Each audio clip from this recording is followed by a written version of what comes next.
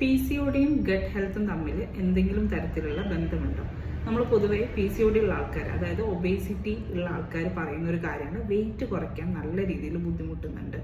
Exercise ചെയ്തിട്ടോ diet ചെയ്തിട്ടൊന്നും സാധാരണ ആൾക്കാരിൽ കുറയുന്ന പോലെ വെയിറ്റ് റിഡക്ഷൻ നല്ല രീതിയിൽ കാണുന്നില്ല എന്നുള്ളത്. ഇതിൻ്റെ ഒരു പ്രധാനപ്പെട്ട കാരണം എന്ന് പറയുന്നത് PCOD ഉള്ള ആൾക്കാരിൽ ഗട്ട് ഇഷ്യൂസും കൂടെ ഉള്ള ആൾക്കാരാണെങ്കിൽ ഇവരുടെ ബോഡിയിൽ ഇൻഫ്ലമേഷൻ കൂടുതലായിരിക്കും. അതുകൊണ്ട് തന്നെ വെയിറ്റ് റിഡക്ഷൻ അത്ര എളുപ്പമായിരിക്കില്ല.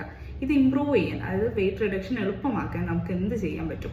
ഒന്നാമത്തെ കാര്യം എന്ന് പറയുന്നത്, നമ്മൾ പൊതുവേ കോമൺ ആയിട്ട് പ്രീബയോട്ടിക്സിനെ പറ്റിയിട്ട് കേട്ടിട്ടുണ്ടാവും. പ്രീബയോട്ടിക്സ് നമ്മളൊക്കെ ഫുഡിൽ ആഡ് ചെയ്യുന്ന ആൾക്കാരുമായിരിക്കും. പക്ഷേ പ്രീബയോട്ടിക്സ്, പ്രോബയോട്ടിക്സ് എത്രത്തോളം ഇമ്പോർട്ടൻ്റ് ആണോ അതിനേക്കാൾ ഇമ്പോർട്ടൻ്റ് ആണ് പ്രീബയോട്ടിക്സ്.